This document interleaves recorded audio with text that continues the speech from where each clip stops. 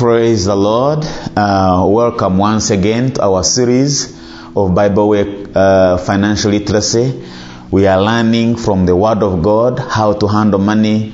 We are learning from God's Word how to do many different things. We are learning from the Word of God how to live our lives which He has given to us. And one of those lives, like I've already said, is money, how to relate with money, how to relate with the things which God has given to us. At some time, Jesus said that the life that I've given you does not consist in the abundance of things that I've given you. Which means there is a limit, there is a level up to which we could put some strength on material things, but we need to know how to do it. How do we handle these issues? How do we greatly benefit from what God has given to us? So you are most welcome once again to this particular series.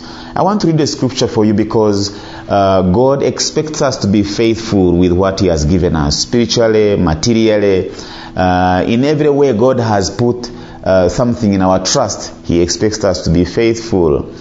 In 2 Corinthians chapter 4 verse 1 to 2, the Bible says, "So then, let us who minister be regarded as servants of Christ and stewards, trustees, administrators of the mysteries of God that He chooses to reveal.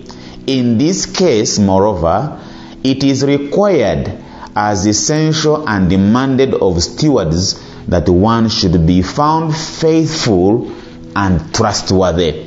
So the Lord expects us to be faithful with what He has given to us.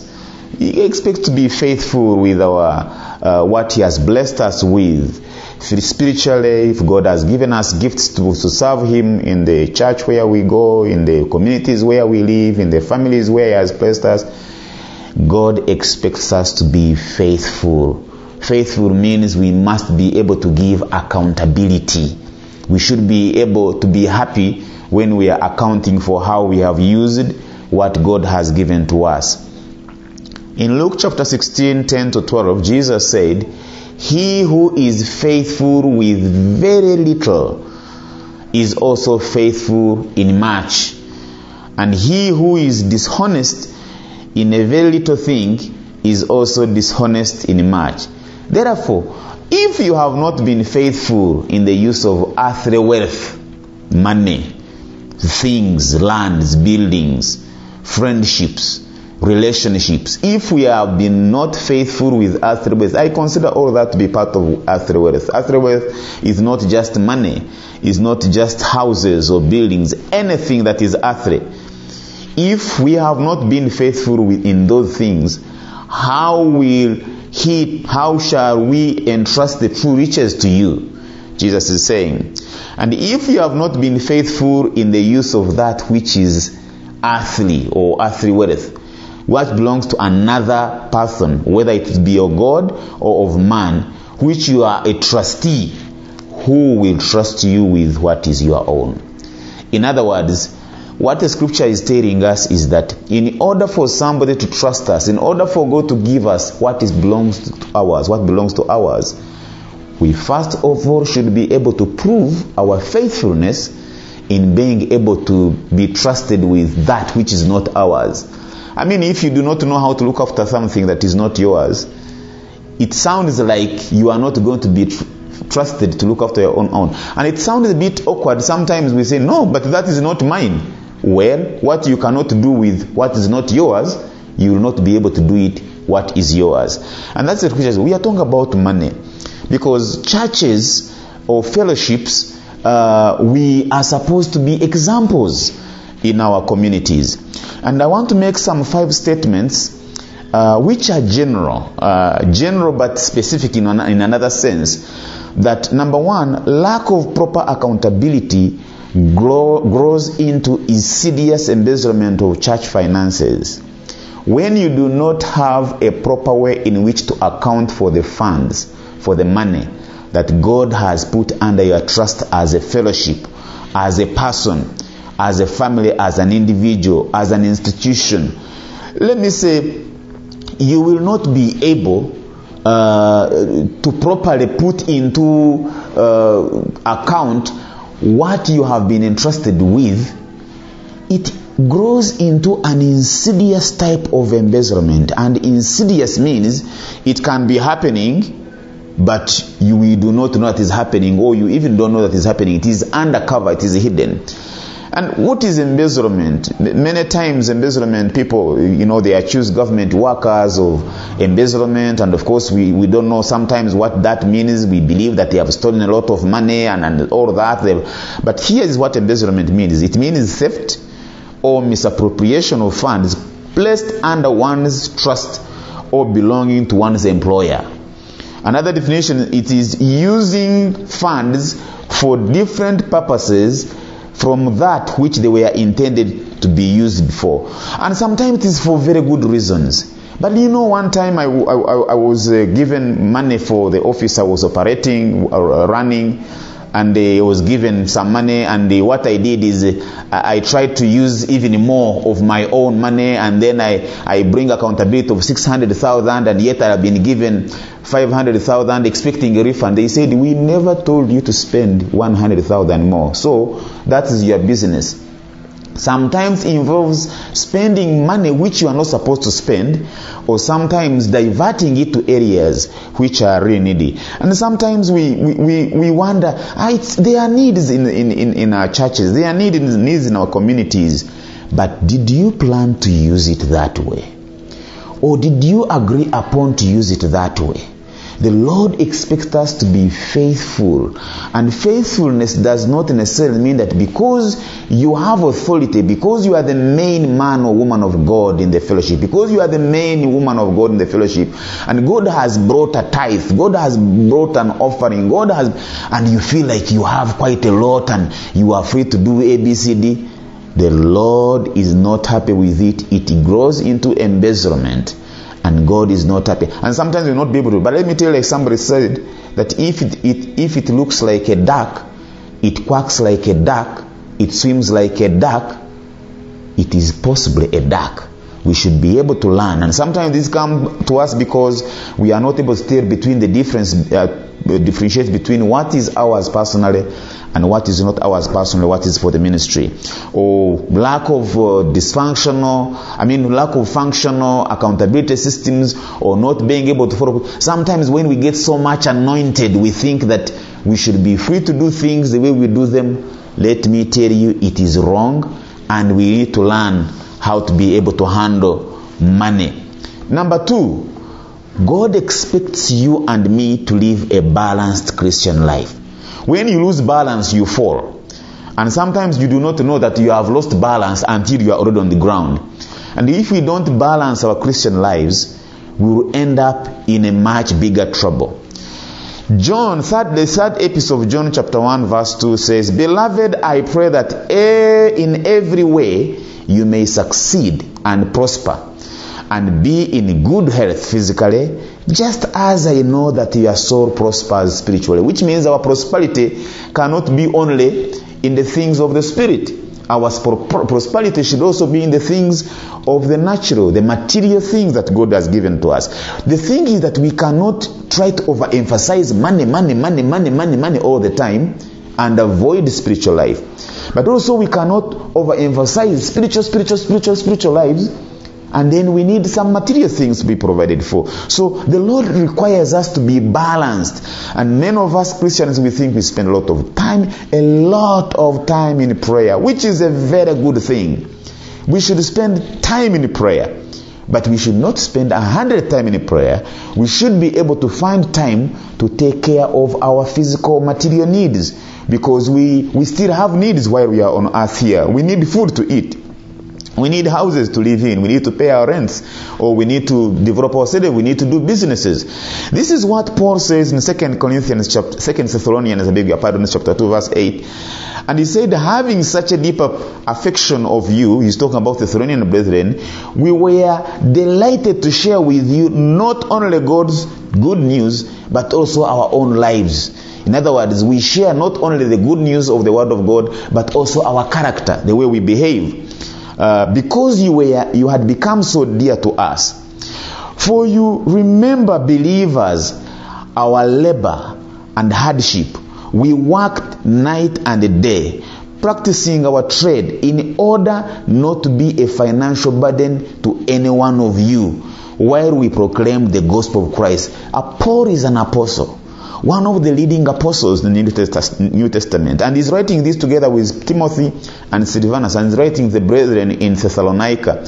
And he said, you saw how we worked with our hands, how we toiled, how we labored, how we put in a lot of effort. That does not sound to many of our men of God these days.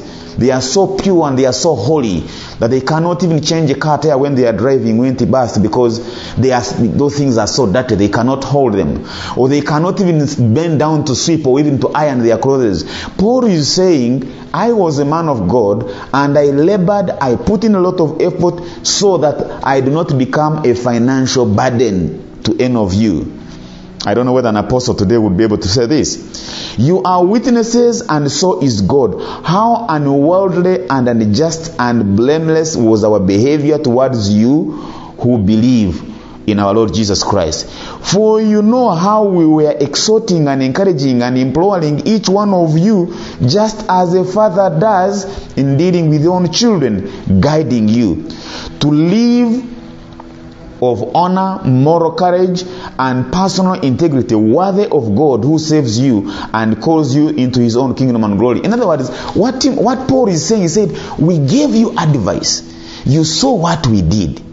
You saw how we behaved. We never wanted anyone. In fact, in 2 Thessalonians, the same book, in the 2 Thessalonians chapter 3, verse 6 to 12, it says, now we command you believers in the name of the Lord Jesus Christ and by his authority, that you withdraw and keep away from every brother and every sister who leads an undisciplined life and does not live according to what tradition and teaching that you received from us. What is this tradition that was received from Paul? What is this lack of discipline that Paul is talking about? It is so interesting. He's not talking about serious spiritual things, but we said money is spiritual, so he's talking about the way we behave. For you yourselves know how you ought to follow our example. We should follow examples of our leaders. But should we follow the wrong example that they gave? Well, if this is a wrong example, we should not follow it. But Paul is saying, I gave you an example. This is what he said. Because we did not act in an indisciplined or in an appropriate manner when we were with you. We were never idle, nor lazy, nor did we avoid our duties. Verse 8. Nor did we eat anyone's bread without paying for it. Paul said, I never ate any man's free food. But with labor and hardship we worked day and night to pay our own way, so that we will not be a financial burden to any one of you for your support.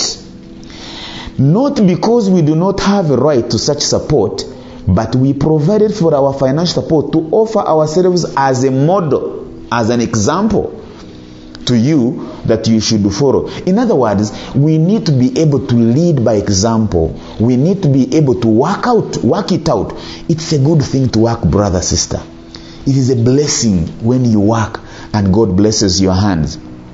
Indeed, we hear that there are among you some who are living an undisciplined life, an inappropriate life, doing no work but acting as busybodies. In the previous verse it says that those who don't work should not eat. It's a very hard statement. We used to say it when we were children, telling our younger brothers and sisters that you don't work, you should not eat. But they are children, they cannot be able to work and earn their living. So we need to understand that there is some things that we need to mix up there. Now such a people we command, exhort the Lord Jesus Christ to settle down and work quietly and earn their own food and other necessities, supporting themselves instead of depending on the hospitality of others. This is what the word of the Lord says. The Lord expects us to work it out. When God has called you into ministry, He is not calling you to idleness, not to work, but actually He expects us. Paul is giving us an example. He said, I never wanted any man's food, free food. I can provide for my own self. In as much as I have a right, I can demand that you provide for me because I'm serving the Lord in our community, in our ministry, in our fellowships. But I decided not to ask for money. I decided not to ask for support. God has given me strength. I am a tent maker. I will make my tent. I will sell it. I will get money. And I will also support myself and also support the work of God. So how do we balance even ourselves? How do we know that we are balanced? It shows that we seek God as a priority. God is our priority in our lives. So that's sign number one, that we are balanced. Sign number two, we serve our family and close friends. We should not forget our family and close friends, their needs. Give a contribution to a wedding if you can. Support somebody who is needy. Give food if you have an excess. Understand with your family members, those who need support. Attend their functions, Don't fail to attend their functions, because unless if the functions are for worshiping the devil and doing things which are contrary to God's word. But I expect that we should be able to participate with our communities. Engage in daily work. Be skilled. Learn some skill. Know how to do something. Be skilled. Sometimes God uses those little things that we do to speak to us and to speak to the communities we live in. Take care of your physical health. Eat right. Do the right things. Do exercise. These are good things to be able to do. However, you cannot be able to put all your life into that. There is a part for God and a part for us and a part for material things to be able to do. Number 3, contentment is not having all your needs and wants met. When you are contented, it does not mean that you have all the money in the world and you have all the riches in the world and you have all that you ever desired and all that you never need. I'm not sure that point will come. When the scripture says that my God shall supply all my needs through Christ Jesus, there are particular needs that you have that you need God to provide at a particular time. It is not that you are going to have all your needs met. Contentment is a state of happiness, is a state of the heart. It is not a state of the surroundings. You can have peace in war. In fact, we always say that when you have peace, it doesn't mean there's no war. To have peace is a state of your heart, a state of your trust and confidence. To be satisfied with whatever the Lord has provided. And the opposite of that is covetousness, where you have to have everything that comes your way. Satisfaction is not meant. Actually, I should make another statement and say, money and riches are not intended to satisfy us. That would be another question. But the scripture says in Hebrews 13:5 verse 6, let your conduct be without covetousness, and be contented with such things as you have. For he himself has said, I will never leave you nor forsake you. Contentment is a state of our heart, is a condition that we have in our heart, is a situation we decide to be able to be. You can be contented with little. You can be satisfied with little. Too much money does not satisfy. Jesus Christ is the one who offers satisfaction in our hearts.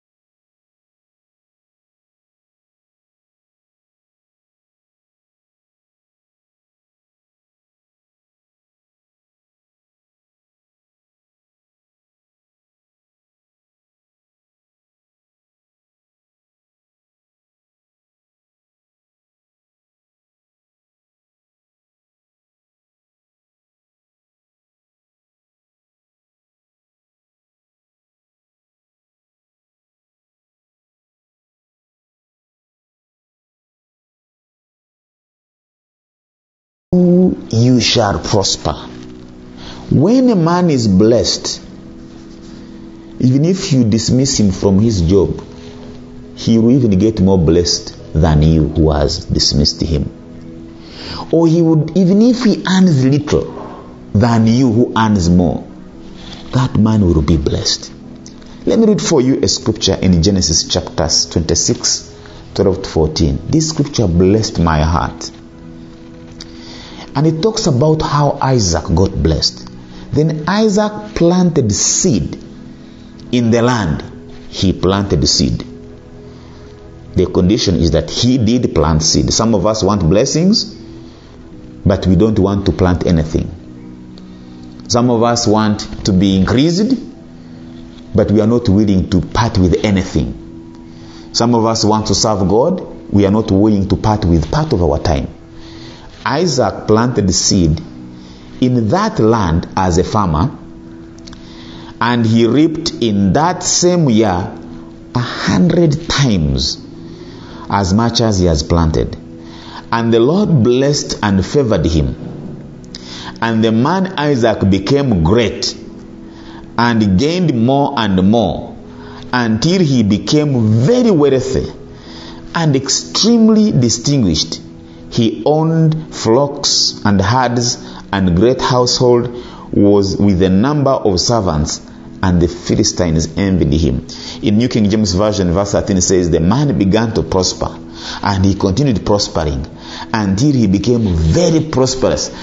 I wish this could happen to me and to you. But you know, Isaac feared God. I strongly believe God can bless you and bless you like Isaac, and you still do not need to set your priorities wrongly, where you'll be able to say, because God has given me money, I pardon. Isaac loved God and he served God with his life, and the Lord blessed him. The man began to prosper and continued prospering until he became very prosperous. How I pray that you'll be like Isaac, that I will be like Isaac, and the Lord will always bless the work of our hands. Father, I pray for my brother, my sister, that as you indeed have blessed us and you have blessed every one of them, I am praying, Lord, that let everything that we do today and all the days to come cause us to prosper. Let us benefit from the labors of our work. Let us benefit from the work for the work of the kingdom. Let us be a blessing to the work of God. Let us be contributors to the progress of the work of God. In the name of the Lord Jesus Christ. And I pray that as we put our labor and as we put our effort and as we put our much effort in the work of God, that we shall be prosperous to the glory of the Lord. In Jesus' wonderful name we pray. Amen. The Lord bless you and keep you and preserve you. See you next time.